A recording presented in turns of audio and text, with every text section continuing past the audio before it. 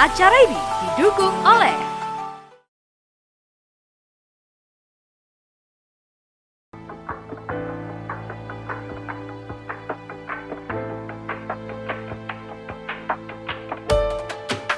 Astagfirullah, Robbal Baroya. Astagfirullah, minal khotoya. Rabbi zidni ilman nafi'a wa wafini amalan maqbula.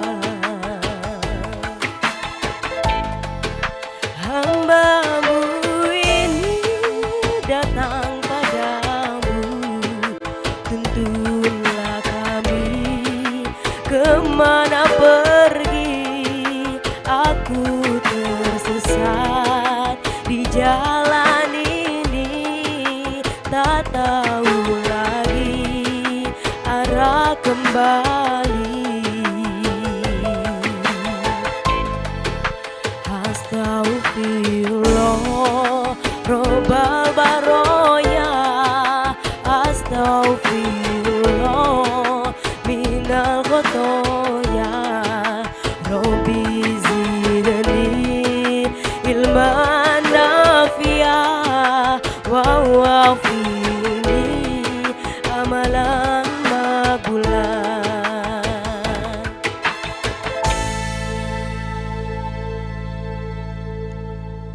Di dalam kekayaan yang sejati, terdapat ladang-ladang bersemi harapan untuk kehidupan yang kaya dan bahagia, baik di dunia maupun di akhirat.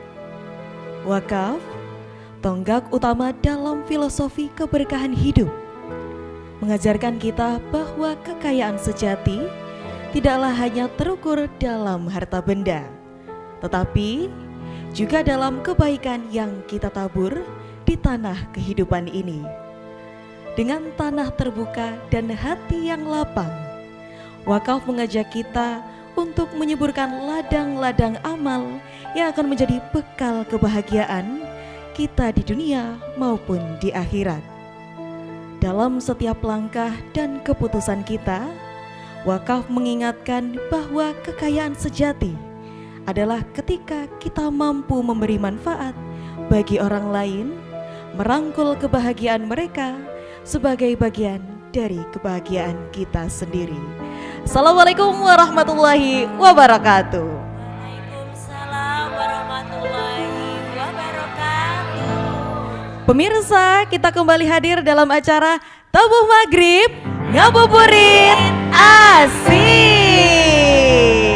Oke, luar biasa sekali pemirsa. Acara di sore hari ini dipersembahkan oleh Badan Wakaf Indonesia dan Forum Jurnalis Wakaf dan Zakat Indonesia. Tentunya Indah sudah bersama dengan Azma Entertainment, musisi kesayangan kita. Nah, tentunya ada pepatah mengatakan bahwa harta memang tidak dibawa mati, tapi ternyata pemirsa ada satu harta yang tetap bisa kita rasakan amalnya, yaitu wakaf. Tapi pemirsa, Indah ada sedikit bedahan dari kata wakaf nih ya. Ternyata wakaf itu ada artinya pemirsa. Kita mulai dari huruf W-nya dulu. W, wakaf harta bagi yang berbudi. Cakep. Ini udah kayak pantun sendiri ya. Langsung A, amanah ditunaikan hati pun riang gembira. K, kemurahan hati tulus dan ikhlas. Habis A, selanjutnya A, amal kebaikan membawa berkah yang abadi. Yang terakhir huruf apa pemirsa? F. Untuk F-nya firman Allah, petunjuk yang benar di dunia juga di akhirat. Masya Allah, amin amin. Iya, luar biasa sekali. Ya, tentunya pemirsa kita tidak akan sendiri, tapi Indah sudah ditemani oleh dua narasumber luar biasa. Untuk yang pertama yaitu Haji Idi Muzayyad selaku Waketum 2 Forjukafi dan juga Dr. Insinyur Agus Priyatno MM selaku pimpinan Pondok Pesantren Fajrul Amanah, Komisioner Badan Wakaf Indonesia. Kita sapa dulu pemirsa. Assalamualaikum. Oke, sepertinya masih mati mic-nya. Masih termute? Assalamualaikum. Pak Idi dan juga Pak Agus. Oke, sudah masuk ya suaranya, luar biasa. Ini mungkin kita tanya dari Pak Idi dulu. Apakah sudah ada persiapan mau mudik Lebaran Pak Idi? Karena mengingat sebentar lagi kita mau Lebaran Idul Fitri ya. Sudah persiapan mudik Pak Idi? Iya, sepertinya masih ada kendala teknis. Kita beralih dulu ke Pak Agus. Oke, nanti kita akan tanya-tanya lagi seputar dengan wakaf dan juga cara hidup kaya dan bahagia dunia akhirat. Jangan kemana-mana karena kita akan kembali setelah yang satu ini. Tetap di Tabuh Maghrib, ngabuburit asik. Astagfirullah, Robbal Baroya, Astagfirullah, Minal Kodoya, Astagfirullah, Robbal Baroya, Astagfirullah, Minal Kodoya. Hamba-Mu ini datang padamu, tuntunlah kami kemana pergi. Aku tersesat di jalan ini, tak tahu lagi. Oh indahnya, mari mengaji bersama sambil menunggu berbuka puasa. Di Tabuh Maghrib, Tabuh Maghrib, Tabuh Maghrib. Kembali lagi di Tabuh Maghrib, ngabuburit asik. Oke, luar biasa sekali pemirsa. Tapi sebelum kita melangkah lebih jauh dalam pembahasan wakaf, cara hidup kaya dan bahagia dunia akhirat, kita akan saksikan terlebih dahulu video tayangan berikut ini. Wakaf dengan esensinya yang dalam adalah tindakan memberikan sebagian harta atau aset kita untuk kepentingan umum tanpa mengharapkan imbalan materi dalam bentuk apapun. Ini bukan sekedar amal, tetapi juga sebuah cara hidup yang menjadikan kepedulian terhadap sesama sebagai bagian tak terpisahkan dari eksistensi kita. Ketika kita berwakaf, kita memberikan kontribusi yang nyata dalam membangun masyarakat yang lebih adil dan berkelanjutan. Tanah yang diwakafkan dapat digunakan untuk membangun masjid, sekolah, rumah sakit, atau infrastruktur sosial lainnya yang bermanfaat bagi banyak orang. Namun, kekayaan yang sejati tidak hanya terwujud dalam materi yang kita berikan, tetapi juga dalam penerimaan kita terhadap berkah yang Allah limpahkan atas tindakan baik kita. Selain itu, wakaf juga mengajarkan kita untuk melepaskan diri dari keserakahan dan keduniaan yang melalaikan. Dengan demikian, wakaf bukan hanya sekedar amal, tetapi juga sebuah cara hidup yang membawa kekayaan dan kebahagiaan sejati, baik di dunia maupun di akhirat.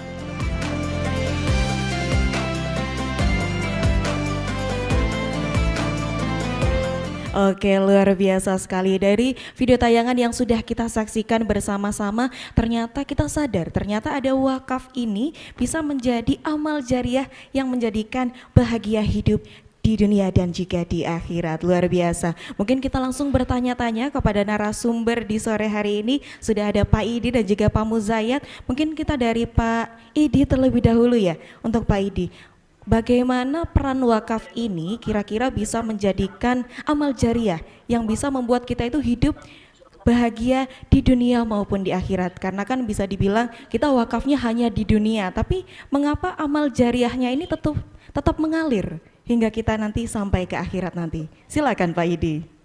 Ya, terima kasih atas kesempatan ini. Kami juga mengucapkan terima kasih kepada Bukit Tunjungan yang telah mensiarkan soal wakaf melalui talk show ini. Tentang wakaf ini ada sebuah hadis yang sangat terkenal yang menyebutkan bahwa idza matatnu wa in qata'u illa min sodakotin jariyatin. Nah, itu yang pertama.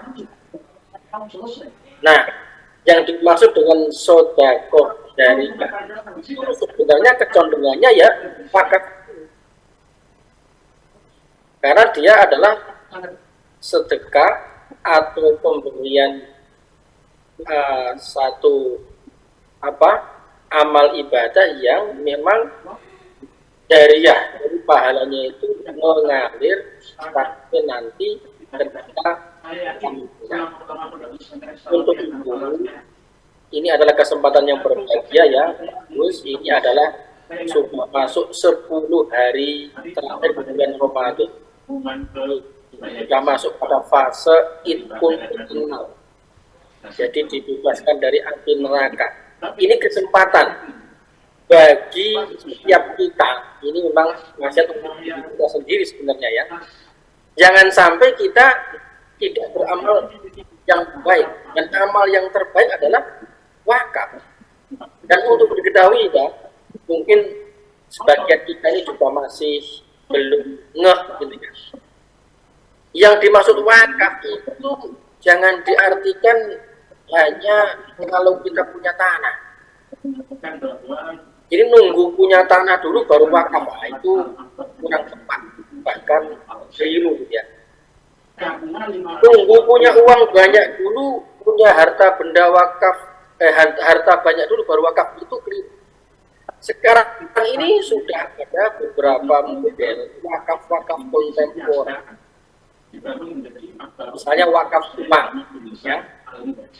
Wakaf uang itu tidak harus banyak, 50.000 ya bisa, itu kan, misalnya harus berwakaf.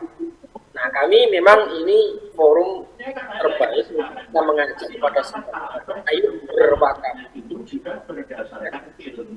dengan berbagai teman-teman yang kita miliki. Dan kalau melihat produk-produk atau program wakaf yang ada, sebenarnya setiap kita ini sekarang ini harusnya mampu untuk mencapai kebahagiaan di dunia dan akhirat. Nah, mengapa wakaf ini disebut sebagai jalan untuk bahagia dunia dan akhirat? Kenapa? Karena wakaf ini sebenarnya bentuk zikir. Nah, bentuk zikir kita kepada Allah. Karena kita ingat Allah, maka kita menjalankan perintahnya. Salah satunya adalah wakaf. Ala bi zikrillahi tatmainul qulub. Kalau ingat Allah, maka hati tenang. Hati tenang itu menjadi kunci bahagia.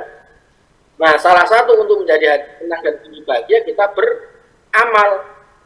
Amal yang terbaik adalah wakaf, karena itu bersifat abadi dan pahalanya bisa lestari sampai kita nanti bahkan telah meninggal.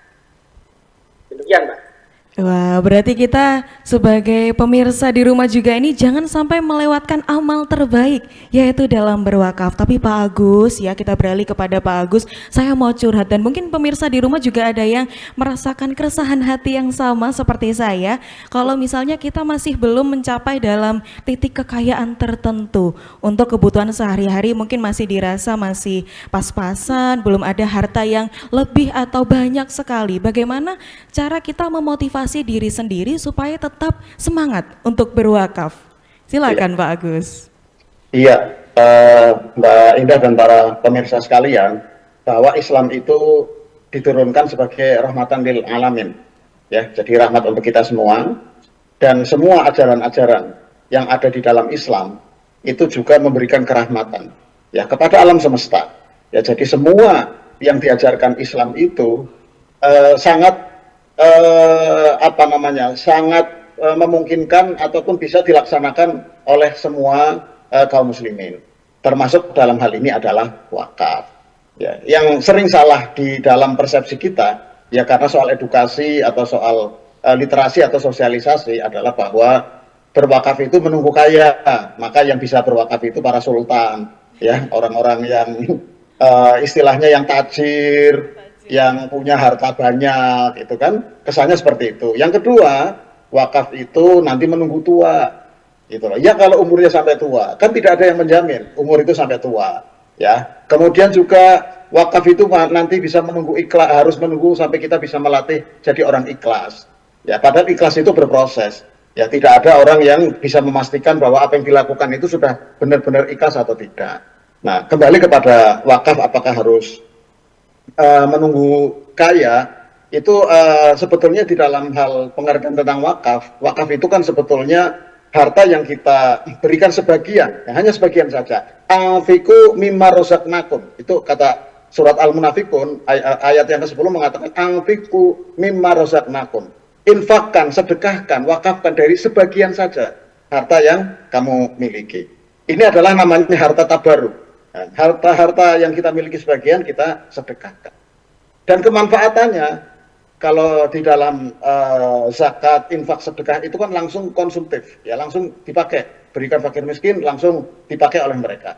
Tapi wakaf itu tidak. Nah, dalam konteks bahwa sekarang ini wakaf sudah bertransformasi untuk menghadapi sebuah situasi yang juga terus berkembang, maka wakaf itu sekarang juga tidak menunggu orang harus kaya. Karena di zaman Nabi pun sama.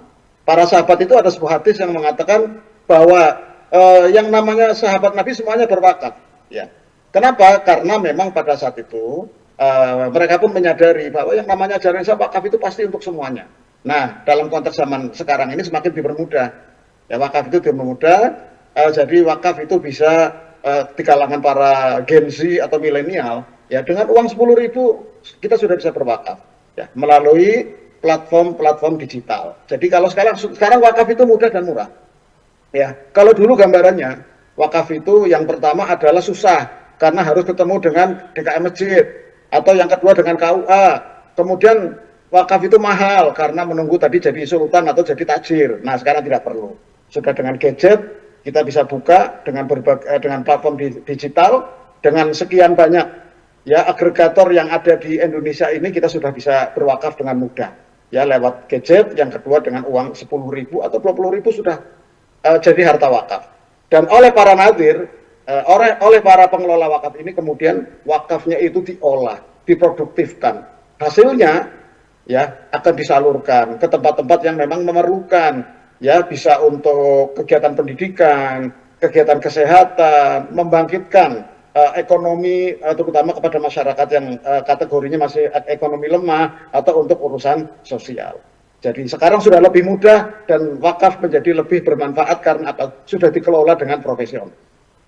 Demikian para pemirsa sekalian. Iya, berarti kita tidak harus menunggu kaya dulu baru bisa berwakaf berarti ya Pak Agus ya. Oke, kita melanjutkan dari Pak Idi tadi disebutkan bahwa tidak harus nominal yang besar. 50.000 juga boleh, 10.000 juga boleh. Tapi sebenarnya paling minimnya berapa untuk kita berwakaf supaya kita bisa menjadi ini ya, ada pemikiran lagi kalau misalnya nanti kita mau berwakaf kira-kira kasih berapa ya, seperti itu. Mungkin dari Pak Idi ada batas minimal kita memberi wakaf itu di kisaran berapa Pak Idi?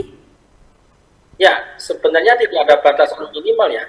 Itu sesuai dengan platform beberapa penyelenggara atau nadir wakaf.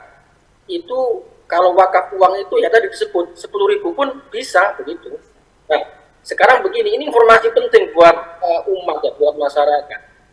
Kalau kita punya uang 10.000, antara disedekahkan atau dalam bentuk wakaf atau dalam bentuk lain, itu sebenarnya kalau kita sadar, itu mending diwakafkan. Kenapa? Karena kalau wakaf itu nanti itu pokok itu akan jadi tetap, meskipun nilainya 10.000. Nah, nanti akan diolah oleh nazir untuk dibentukkan dalam wakaf produktif, kemudian nanti nilai dari pertambahan itulah yang kemudian menjadi hal yang punya nilai manfaat lebih buat masyarakat begitu. Jadi ini sebenarnya tipis ya. Misalnya tadi kita punya uang angka sekian, kalau bicara pahala mana yang lebih abadi, mana yang lebih jariah, itu sebenarnya silakan pilihlah wakaf begitu. Ini banyak yang mungkin tidak tahu gitu ya, hal-hal yang seperti ini. Jadi ini mulai saat ini saya kira kita harus memiliki kesadaran kalau kita mau bersedekah, pola wakaf ini menjadi pola yang lebih menjamin ya kan pahala itu akan lestari. Bukan bentuk sedekah lain itu tidak penting, tapi kalau kita mau kemudian akan berharap pada pahala yang lebih lestari, yang jariah, yang kontinu, pilihlah di situ metode wakaf. Oke, luar biasa sekali. Terbesit di pikiran kita ada pertanyaan, apakah kalau kita sudah infak dan sedekah masih harus berwakaf, tapi akan kita kunci setelah yang satu ini. Jangan kemana-mana, kita akan kembali setelah yang berikut ini. Tetap di Tabuh Maghrib, ngabuburit asik. Marhaban ya Ramadan, oh indahnya, mari bersama sucikan hati kita. Marhaban ya Ramadan, oh indahnya, mari mengaji bersama sambil menunggu berbuka puasa. Lihat, begitu sedap dipandang, seolah ku ingin selalu tersenyum, tapi aku malu padamu.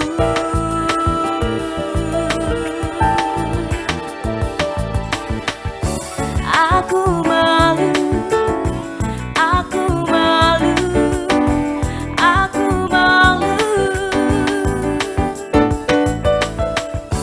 aku malu, aku malu, aku malu.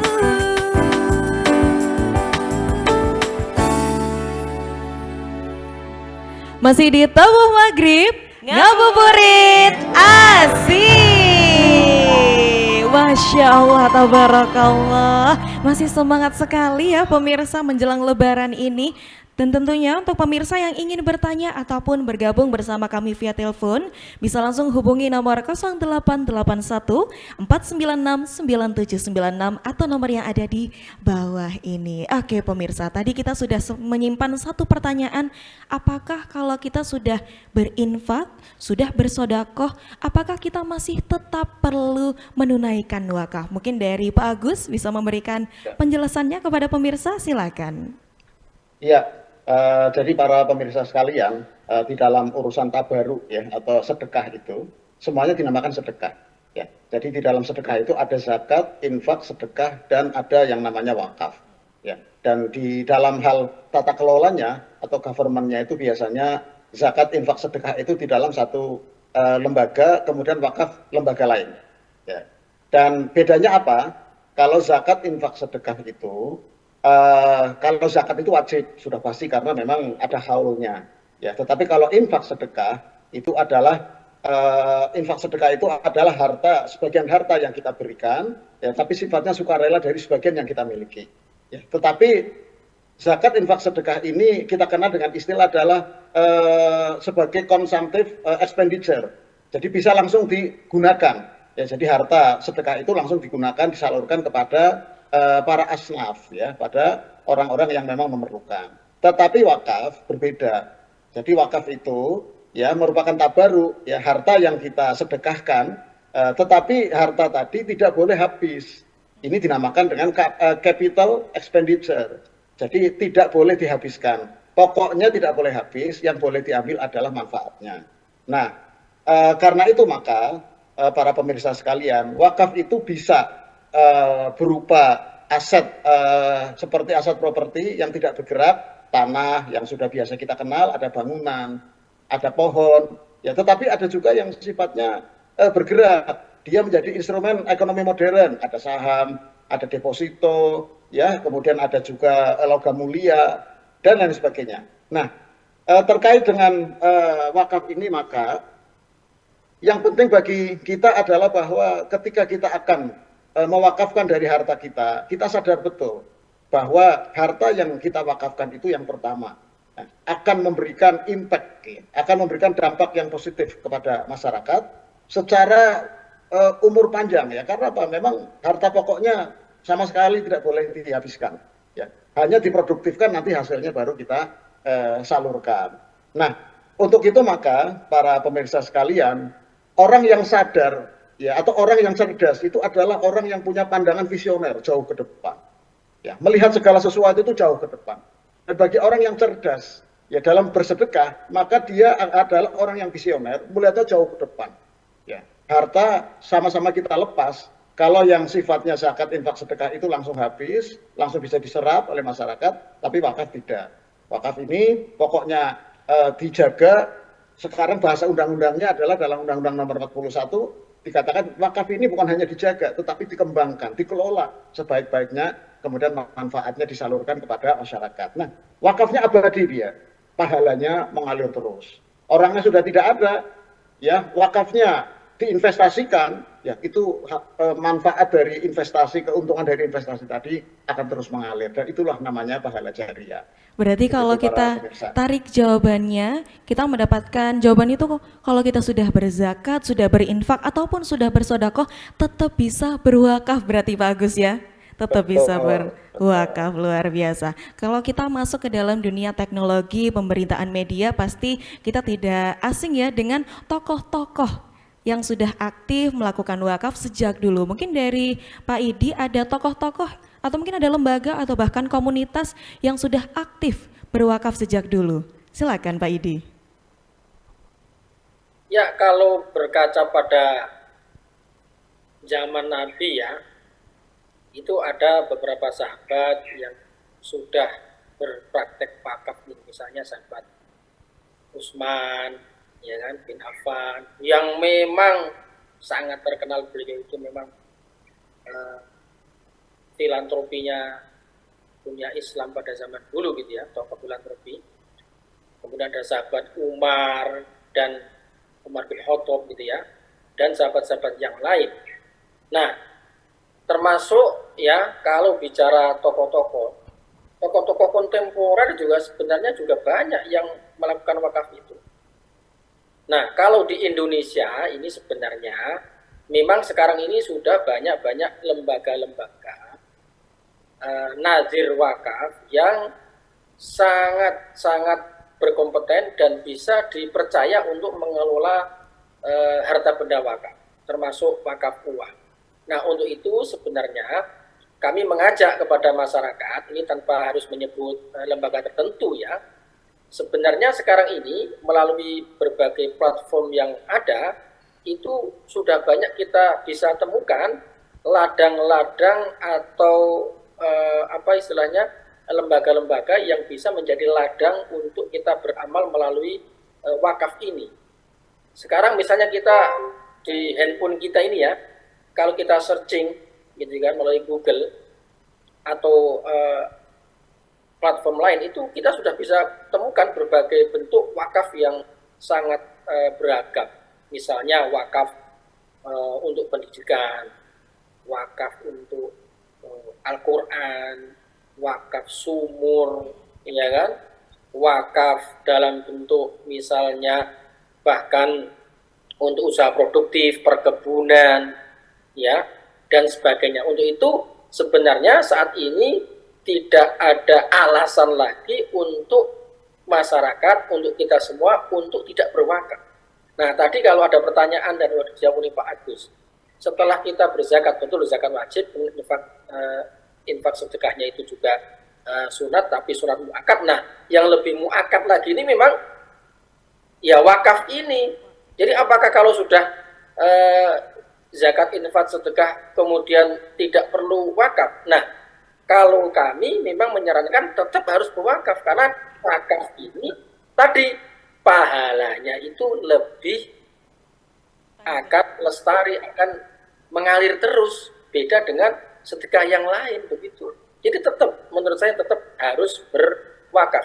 Dan tadi dengan 10.000, dengan 20.000 itu kita sudah bisa berwakaf. Makanya kalau tadi saya ulangi lagi, kalau kita punya uang 10.000 nih, ya kan, mau dibentukkan sedekah atau wakaf, sedekah yang lain maksud saya atau wakaf, ya kita pilih wakaf sebenarnya.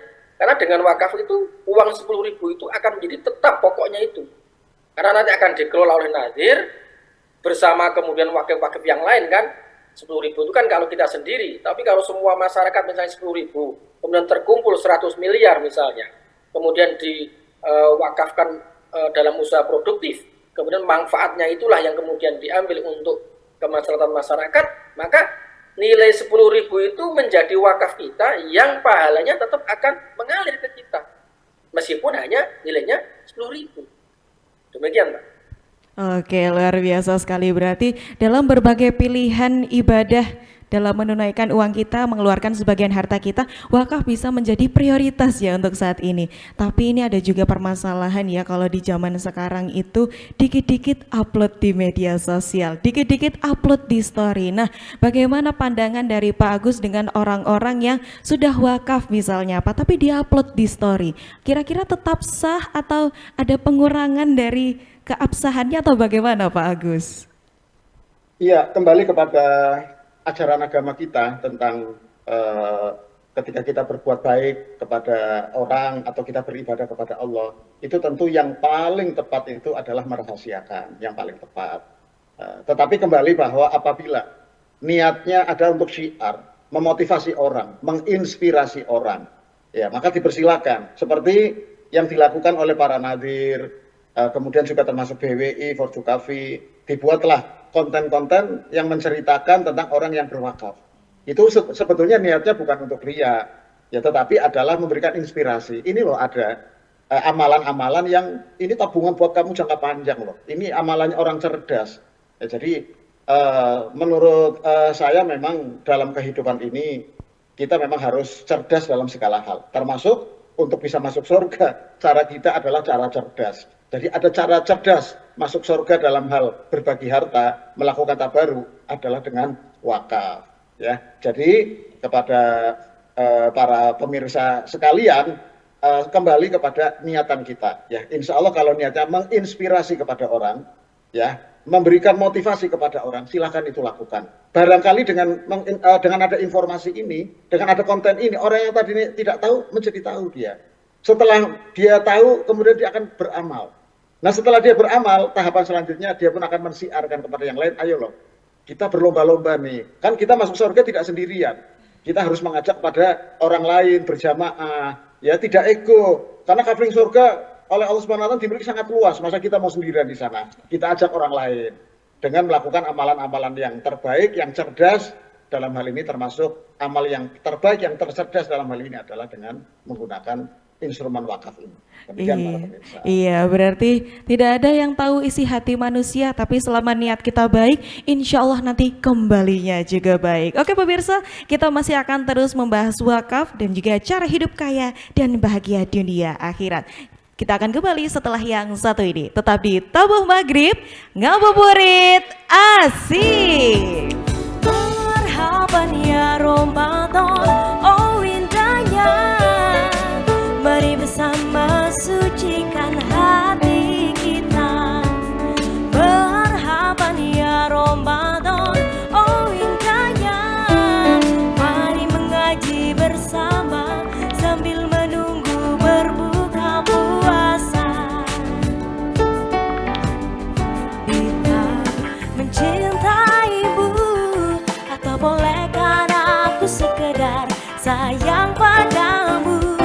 Maka maafkan jika ku mencintaimu, atau bolehkan aku sekedar sayang padamu? Kembali lagi di Tabuh Maghrib, ngabuburit asik. Iya pemirsa, tadi kita sudah sempat membahas ya bersama Pak Agus, kalau masuk surga jangan sendirian, mending rame-rame, karena percuma ya kalau kita masuk surga tapi sendirian gak ada yang diajak ngobrol mungkin ya. Nah, kalau misalnya kita mau masuk surga bareng-bareng bersama dengan teman-teman kita dan juga orang-orang yang lainnya, pastinya kita harus mempengaruhi, mengajak orang-orang lain juga untuk berbuat kebaikan, terutama dalam berwakaf ini. Nah, kita penasaran bagaimana peran-peran atau mungkin apa saja yang dilakukan oleh Farjukafi dalam mempengaruhi masyarakat sekitar atau masyarakat luas untuk bisa menimbulkan budaya untuk mencintai wakaf. Silakan Pak Idi. Ya, Farjukafi ini sebagai forum jurnalis ya yang punya katakanlah perhatian terhadap soal wakaf ini diinisiasi oleh BWI ya, pembentukannya Badan Wakaf Indonesia. Ini sudah kira-kira Ramadan 3 tahun lalu Pak ya? Iya, betul. Ramadan 3 tahun lalu. Nah, apa sih yang kemudian dilakukan oleh Farjukafi? Kita memang fokusnya pada pertama literasi soal wakaf. Ya, kita ingin kemudian masyarakat itu lebih banyak tahu soal wakaf secara lebih banyak. Maksudnya apa? Ya, tadi salah paham soal wakaf itu harus diluruskan. Yang kedua, bahwa ini saat Allah itu kan Maha Rahman, Maha Rahim gitu ya. Itu sebenarnya sudah menyediakan berbagai instrumen kepada umat manusia untuk kemudian mendapatkan keberkahan di dalam kehidupan, baik dunia maupun akhirat. Nah, kelapangan dari Allah SWT itu termasuk menyediakan gitu ya, tadi yang disebut oleh Bagus, instrumen wakaf ini. Maka kita dalam beramal pun harus memang cerdas dan cermat gitu ya. Kalau bicara pahala dari amal kebaikan kita, ya memang sama-sama dapat pahala. Tapi kalau mau pahalanya yang lestari, yang jariah, pilihlah wakaf, kan begitu. Nah, ini kan sebenarnya sudah disampaikan, sudah disyariatkan, kan begitu. Nah, tinggal kemudian kembali ke kita. Nah, ada kemudian sementara orang yang selama ini mungkin nggak tahu, oh, kalau gitu ternyata wakaf ya, gitu loh.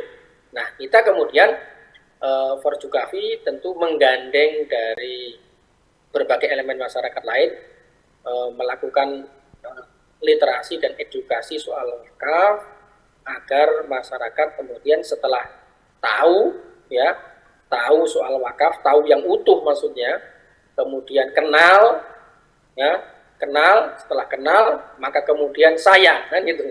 Nah, kalau sayang wakaf ya kemudian berwakaflah.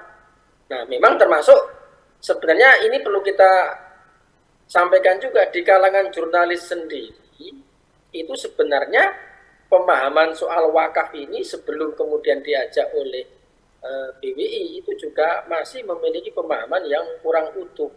Nah, sekarang ini insya Allah kita lambat laun dengan upaya literasi wakaf kita, ya bukan hanya Farjukafi sendirian, saya kira BWI lebih lama soal itu, tapi memang butuh kolaborasi ya berbagai pihak untuk kemudian melakukan mainstreaming ya soal wakaf ini. Dan kami mengajak juga kepada berbagai elemen masyarakat lain untuk ayo kita bersama-sama melakukan literasi dan edukasi wakaf sekaligus mempraktekkan. Makanya kami dari jurnalis ini juga menjadi nazir wakaf ya, agar kita ibaratnya itu jangan cuma jarkoni gitu ya, ajar-ajar tapi tidak ngelakoni gitu ya. Nah, ini sekarang jarkoni yang ajar tapi juga ngelakoni gitu ya. Nah, kami ke depan karena di Indonesia ini ya, menurut informasi dari BWI juga bahwa kita ini mengalami defisit nazir yang profesional, maka kita ingin kemudian memproduksi gitu ya nazir-nazir wakaf profesional di Indonesia ini yang memang masih mengalami defisit. Ya. Iya, itu berarti dalam kacamata seorang jurnalis ya.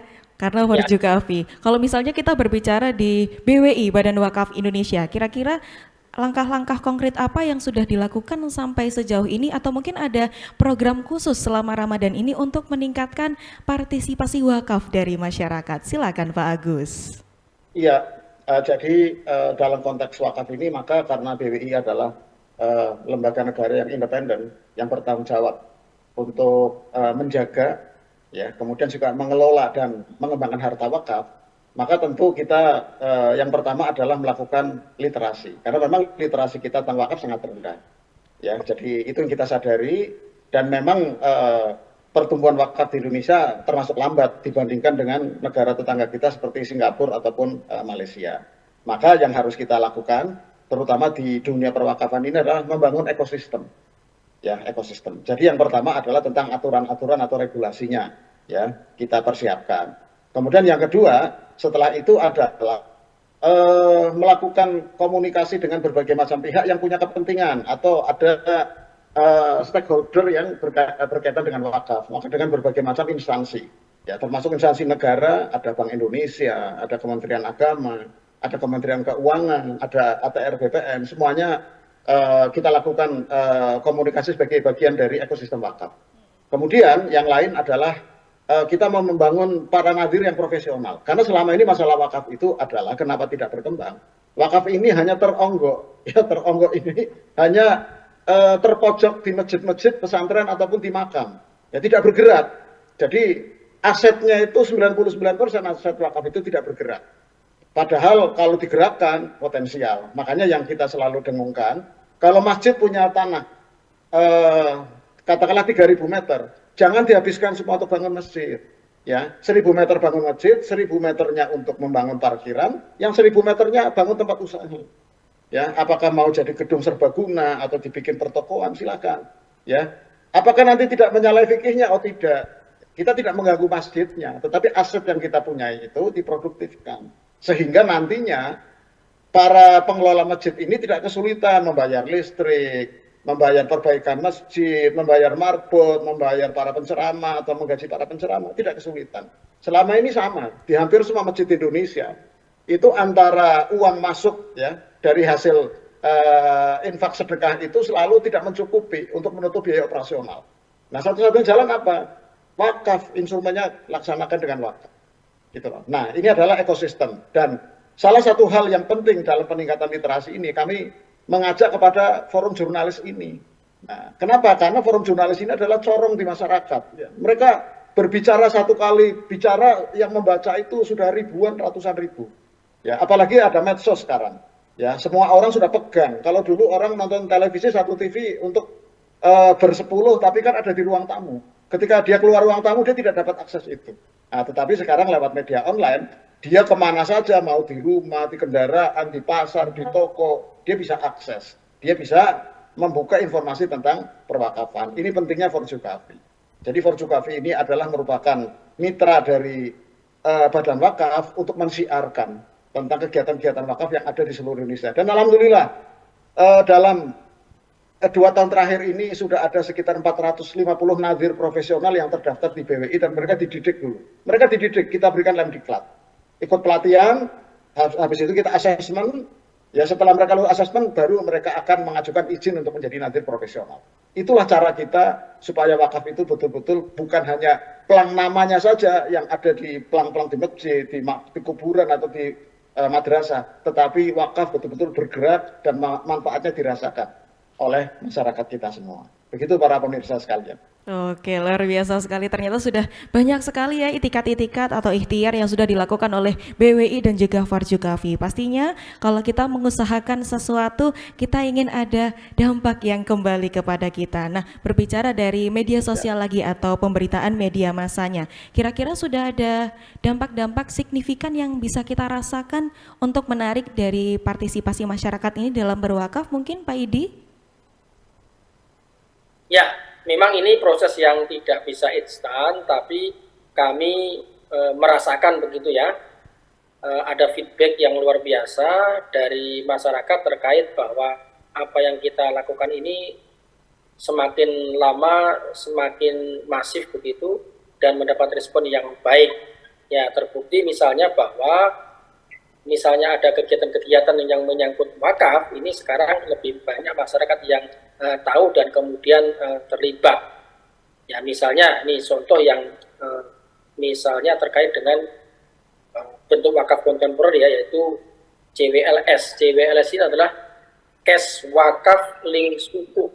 Nah ini adalah kolaborasi dunia wakaf dengan Kementerian Keuangan, bagaimana kemudian kita bisa berwakaf uang gitu ya secara temporer gitu, kemudian nilai manfaatnya lah misalnya ada dikumpulkan sekian miliar, wakaf itu tetap nilainya dan bahkan bisa kembali nanti kepada wakif gitu ya, dan nanti nilai manfaatnya itulah yang kemudian diwakafkan. Nah ini semakin lama lambat laun melalui sosialisasi kita, program tentang CWLS ini juga peminatnya juga semakin besar.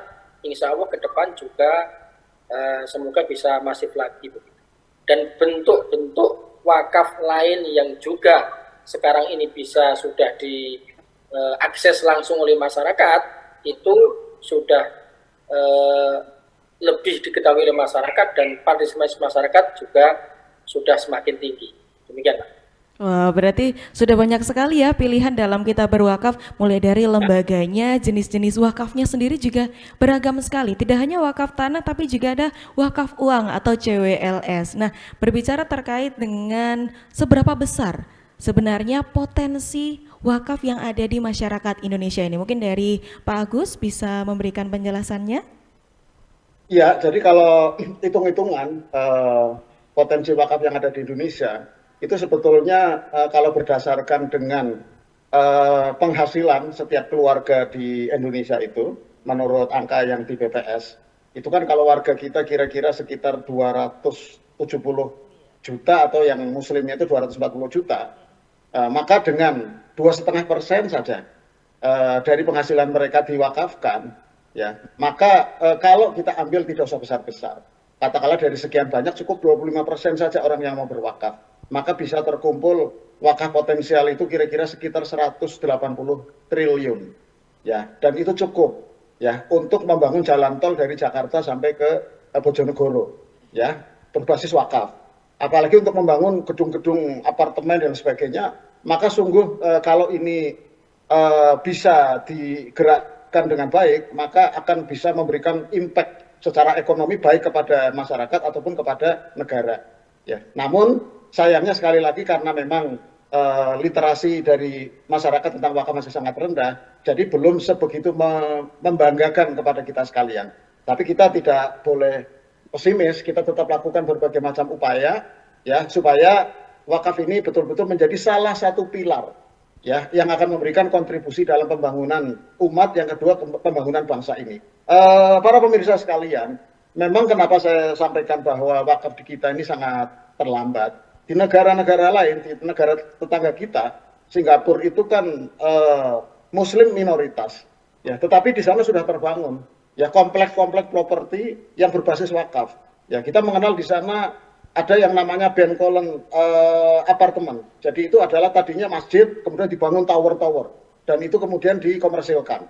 Masjidnya sekarang tercukupi, dana untuk operasional malah berlebih, akhirnya membebaskan tanah lagi seperti itu.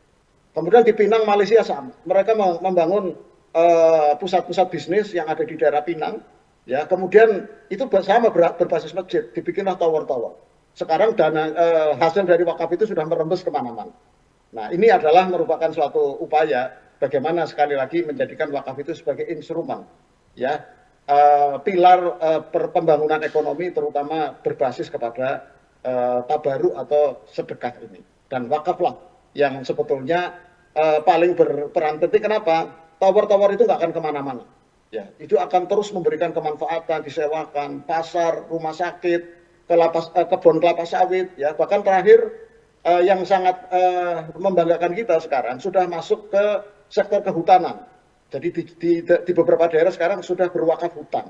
Untuk memberikan manfaat apa? Kita akan bersedekah memberikan manfaat oksigen kepada masyarakat. Ya, itu adalah dari berbasis wakaf. Jadi kita bukan hanya memberikan manfaat secara harta, bahkan oksigen pun kita pikirkan berbasis wakaf. untuk memberikan kemanfaatan dari wakaf ini untuk melestarikan lingkungan ini supaya menjadi lebih baik. Demikian. Oke, luar biasa sekali. Berarti salah satu definisi hidup bahagia di dunia itu adalah ketika kita bisa bermanfaat untuk orang lain. Luar biasa. Oke pemirsa, kita masih akan kembali setelah yang satu ini. Tetap di Tabuh Maghrib, ngabuburit asik. Marhaban ya Ramadan, oh indahnya. Mari bersama sucikan hati kita. Marhaban ya Ramadan, oh indahnya. Mari mengaji bersama sambil menunggu berbuka puasa. Kita kehidupan yang semu dan merelakanku, membuatku terlupa akan segala-galanya. Hari ini aku mencoba berdiri dan melangkah lagi.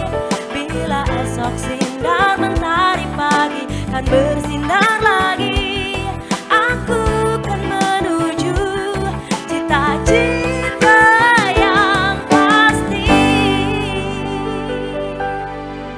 Kembali lagi di Tabuh Maghrib, ngabuburit asik. Oke pemirsa, kita masih kembali hadir dalam Tabuh Maghrib dalam tema kita di sore hari ini, wakaf dan juga cara hidup kaya dan bahagia dunia akhirat. Bagi pemirsa yang ingin bertanya atau ingin bergabung bersama kami via telepon, bisa langsung hubungi nomor 0881 496 9796. Oke pemirsa, ini ternyata sudah ada pertanyaan ya yang masuk. Maka mohon izin untuk Pak Idi dan juga Pak Agus akan saya bacakan pertanyaannya. Untuk yang pertama dari Ibu Mita di Surabaya. Assalamualaikum Ibu Mita yang ada di Surabaya. Ini pertanyaannya untuk Pak Idi. Ya, pertanyaannya itu bagaimana kita bisa mengubah paradigma masyarakat yang mengaitkan wakaf hanya dengan kekayaan materi sehingga lebih banyak orang dapat berwakaf tanpa menunggu kekayaan. Mungkin bisa dijawab oleh Pak Idi, silakan. Ya, terima kasih pertanyaannya. Ya, melalui sosialisasi dan literasi yang semakin intens, saya kira sekarang ini kita sudah tahu ya bahwa wakaf itu tidak hanya berupa tanah. Bahwa untuk menjadi wakif itu tidak harus memiliki banyak harta dan uang dulu. Bahwa untuk berwakaf sekarang ini bisa dilakukan dengan cara-cara yang simpel. Bahwa untuk berwakaf sekarang ini bisa juga dengan nominal-nominal yang sehari-hari bisa kita miliki gitu ya. Artinya dalam jangkauan kepemilikan kita lah, kemampuan kita. Nah untuk itu dengan pengetahuan baru ini maka mari kita mulai mempraktekkan dari diri kita sendiri untuk berwakaf. Caranya bagaimana? Kalau ibu punya handphone dan saya yakin punya, langsung sekarang buka aja itu platform di salah satu di handphone kita itu. Bisa juga misalnya ada institusi keuangan yang menjalankan itu, misalnya bank syariah misalnya ya. Di situ ada instrumen-instrumen yang kemudian memang bisa kita untuk melakukan wakaf dengan simple, dengan nominal yang kecil, dengan cara-cara yang memang bisa kita lakukan dalam keseharian. Oke, luar biasa sekali. Semoga bisa menjawab ya untuk pertanyaan dari Ibu Mita yang ada di Surabaya. Pertanyaan berikutnya ini ditujukan untuk Pak Agus. Ini dari Bapak Farhan yang ada di Malang. Assalamualaikum Pak Farhan yang ada di Malang.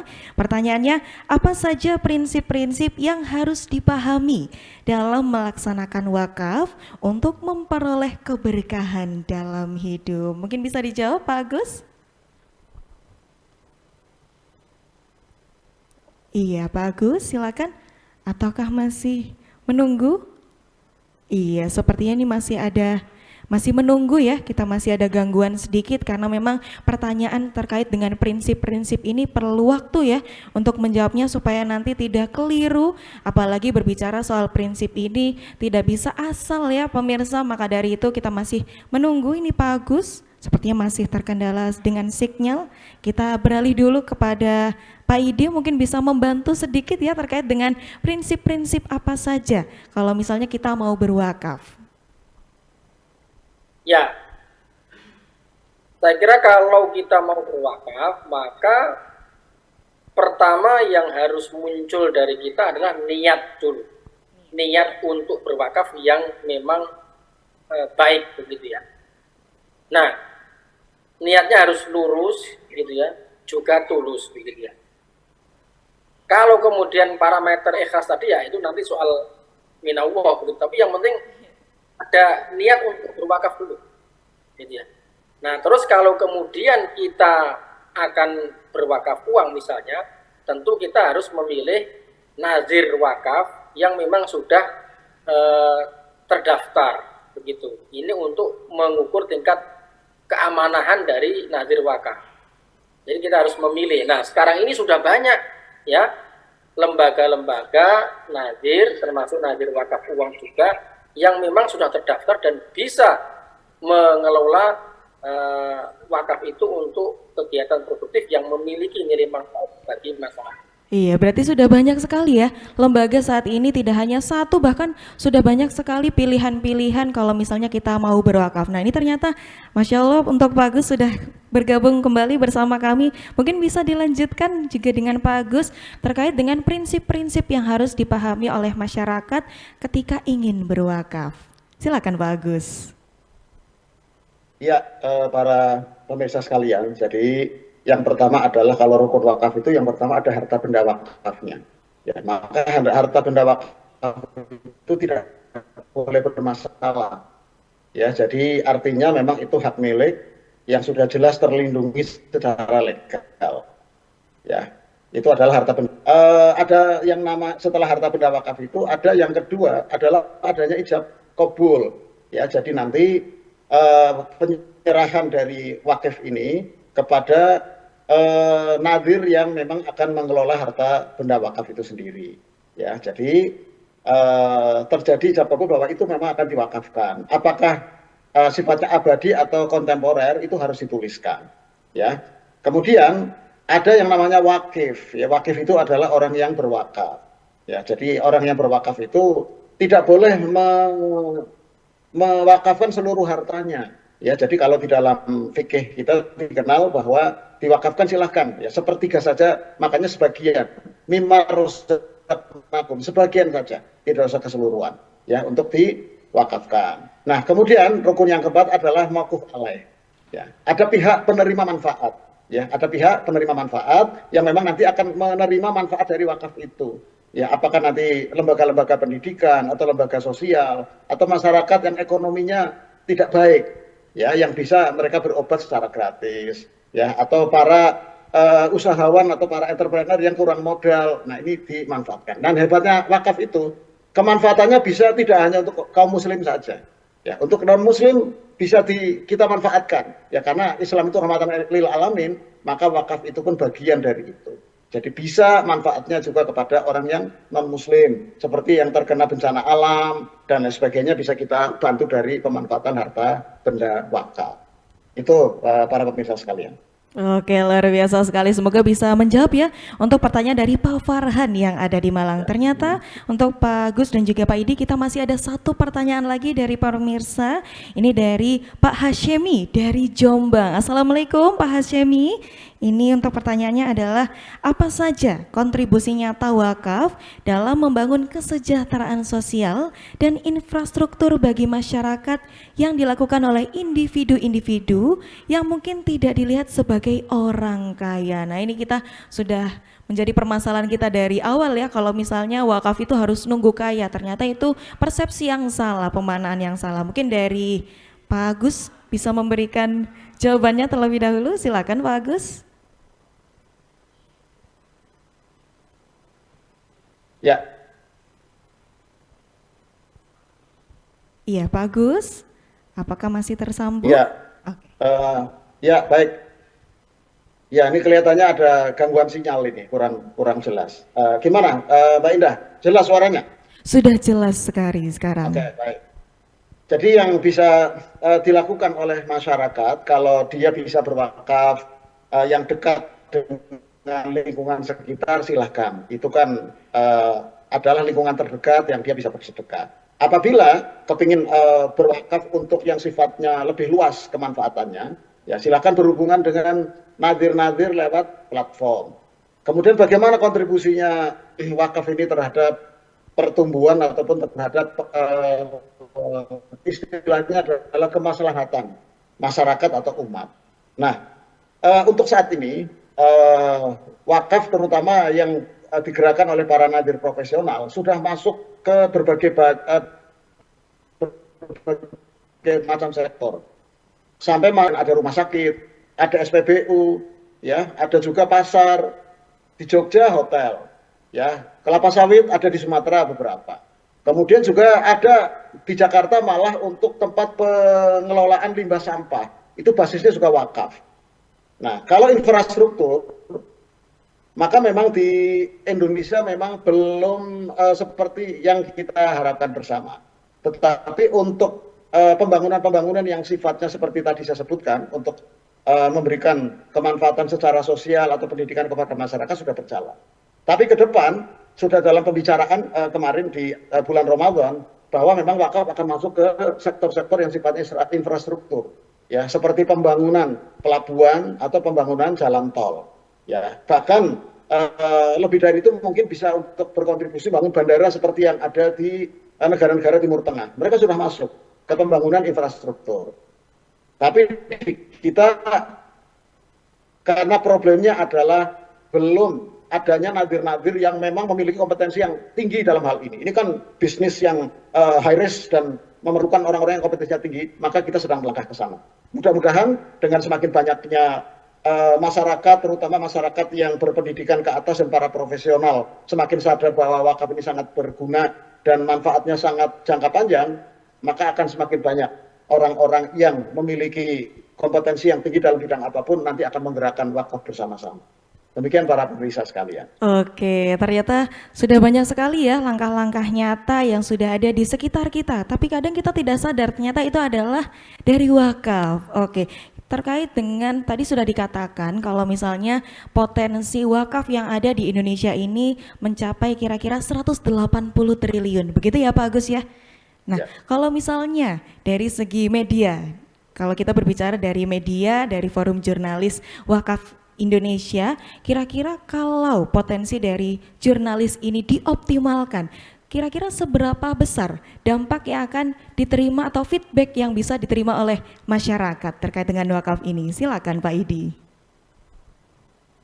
Ya, kalau kemudian wakaf memang sudah bisa menjadi pilar yang utama bagi pembangunan, ya, infrastruktur dan aspek ekonomi juga yang menggerakkan ekonomi nasional, saya kira luar biasa. Nah, makanya yang kita dorong sekarang ini adalah bagaimana masyarakat memiliki kesadaran, ya, setelah memiliki pengetahuan, kemudian memiliki kesadaran untuk menjadikan wakaf ini sebagai instrumen atau pilar utama pembangunan. Dengan demikian, maka akan muncul partisipasi, ya, dari masyarakat untuk berwakaf secara lebih cerdas dan produktif, termasuk untuk pembiayaan misalnya pembangunan infrastruktur.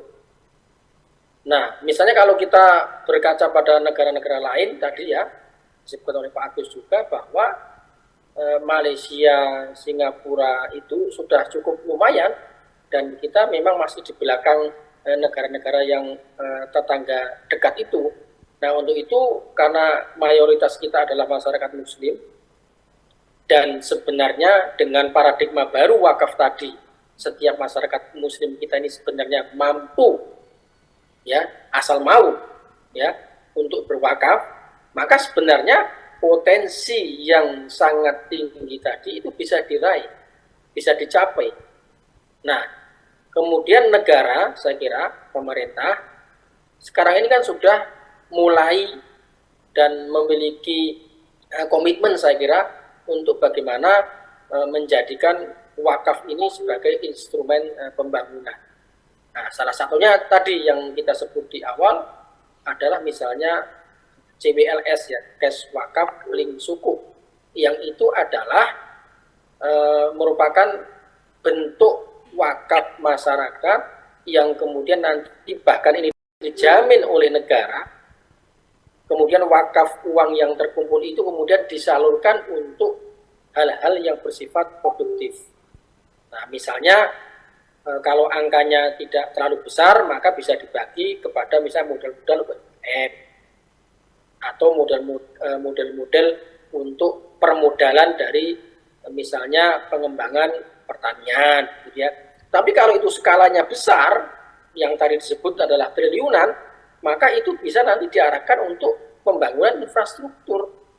Nah, sebenarnya kami meyakini dan optimis kalau sekali lagi masyarakat sudah memiliki kesadaran itu, kemudian instrumennya juga sudah dipayungi oleh regulasi yang katakanlah bisa menjamin, kemudian ada muncul nadir-nadir yang terpercaya, yang profesional, dan mungkin skalanya bisa lebih mengelola dana yang lebih besar, itu tidak menutup kemungkinan dalam waktu katakanlah menuju Indonesia Emas 2045 itu kami meyakini disitulah peran instrumen menjadi hal yang penting untuk mencapai target-target yang kita inginkan termasuk Indonesia Emas.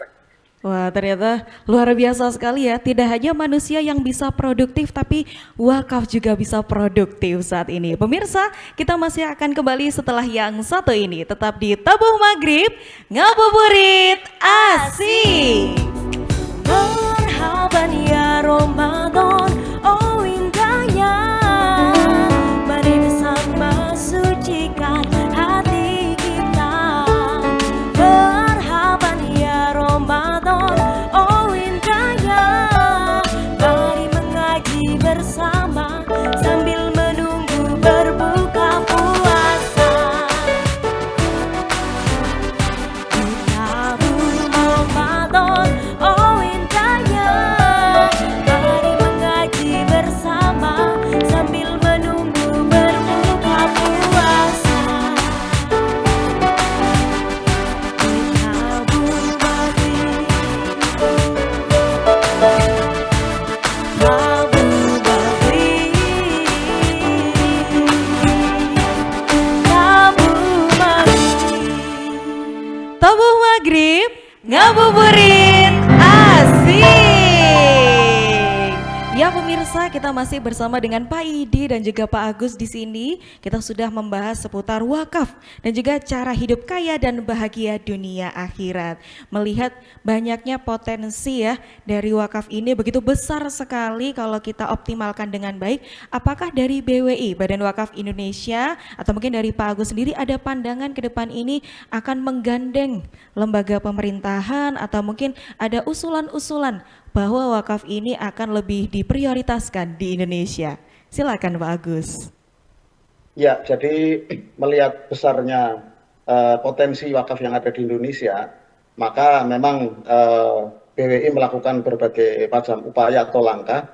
Yang pertama adalah untuk melakukan fundraising di samping kepada masyarakat umum, juga kepada instansi pemerintah. Seperti dengan Kemenak, ya, para ASN yang ada di sana sudah berwakaf. Ya, kemudian ada satu hal yang penting Mbak sekarang, bahwa perguruan tinggi sekarang mereka sudah banyak yang terlibat, semacam ITB, IPB, ya, kemudian ada ITS, ya, kemudian terakhir ini ada Undip, Universitas Terbuka, mereka terlibat dalam wakaf yang tadi disebut dengan CWLS tadi, ya, hingga total sekarang sudah menyentuh angka sekitar 1 triliun dari endowment fund yang seperti yang dilakukan di negara-negara maju seperti Harvard, Oxford atau Stanford itu sekarang sudah mulai dilakukan di Indonesia dengan menggunakan dana abadi. Dan sebetulnya instrumen wakaf ini juga yang menjadi sumber pendanaan LPDP bagi para mahasiswa Indonesia yang sedang belajar juga. Ya. Jadi pentingnya wakaf sampai seperti itu.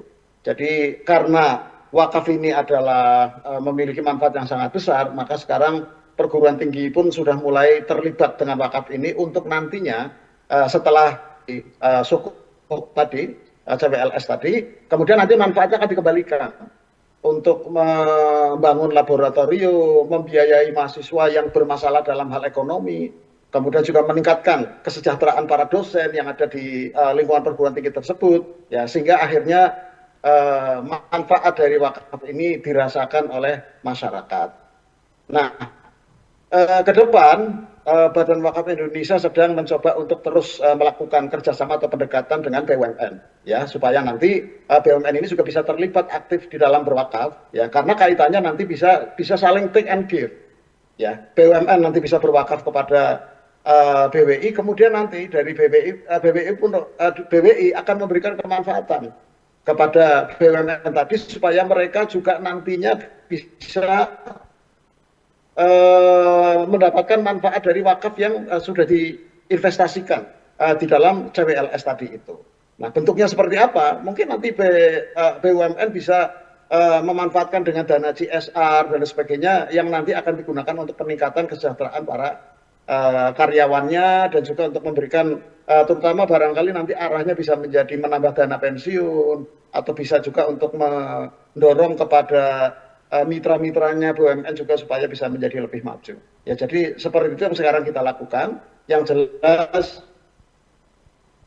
bahwa memang salah satu hal yang sekarang menjadi concern dari kami adalah untuk bisa memperluas wilayah pengelolaan wakaf ini menjangkau masyarakat lebih luas. Kita lakukan supaya wakaf itu bisa mengikuti perkembangan zaman, ya, dan bisa diakses oleh semua komponen masyarakat, baik masyarakat yang terdidik ataupun masyarakat yang awam yang sekarang mereka sudah terbiasa dengan penggunaan teknologi digital. Ya, demikian para pemirsa sekalian. Iya Pak Agus, ternyata sudah ada persiapan-persiapan ya untuk menyokong pertumbuhan wakaf di Indonesia. Kalau kita berbicara dalam hal kebaikan, tidak ada orang yang tahu kalau tidak diberitakan. Nah, pasti dari Forjukavi sendiri ada kiat-kiat ya untuk menyokong pertumbuhan partisipasi dari masyarakat untuk berwakaf. Mungkin bisa disambung oleh Pak Idi?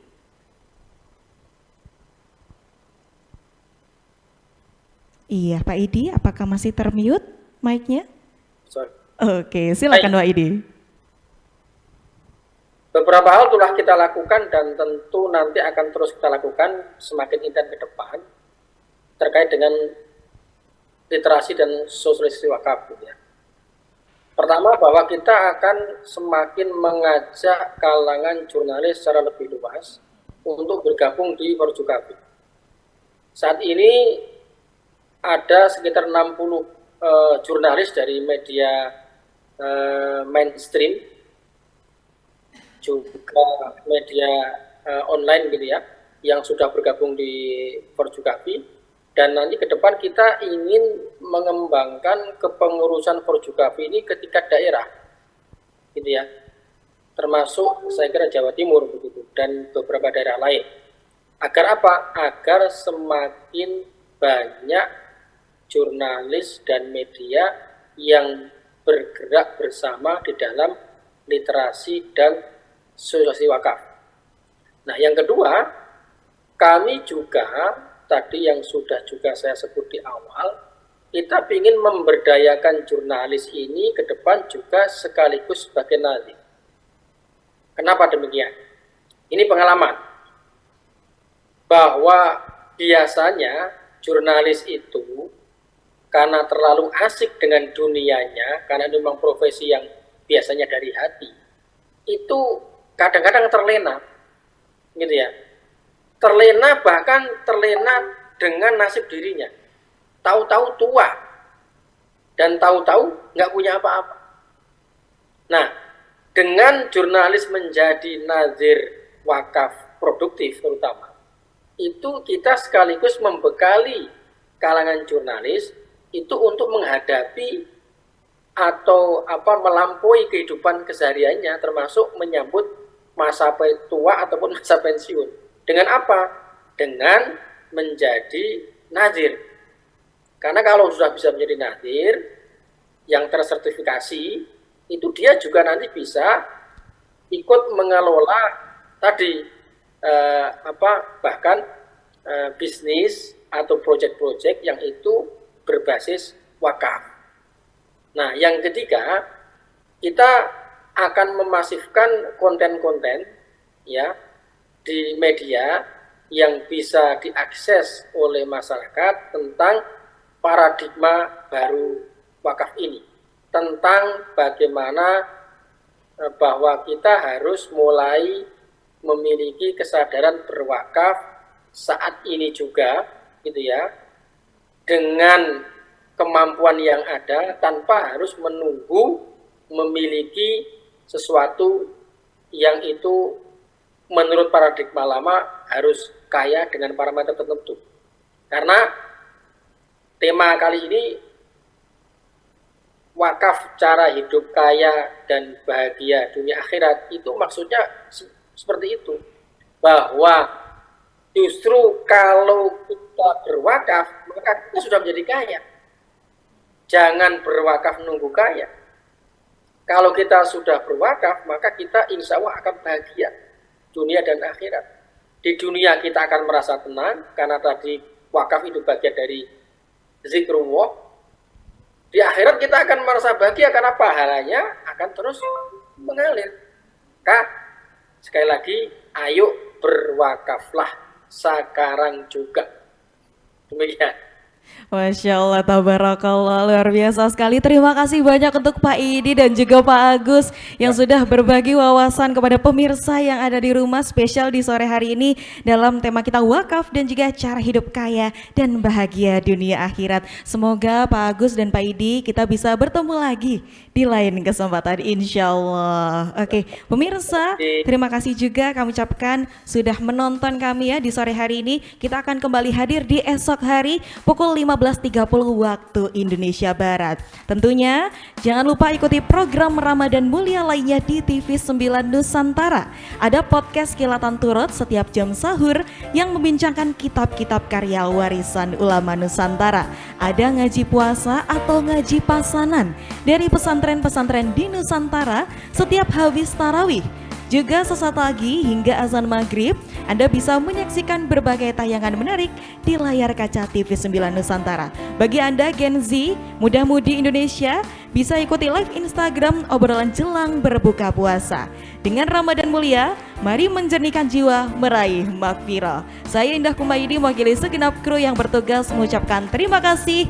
Tabuh maghrib, ngabuburit, asik. Wassalamualaikum warahmatullahi wabarakatuh.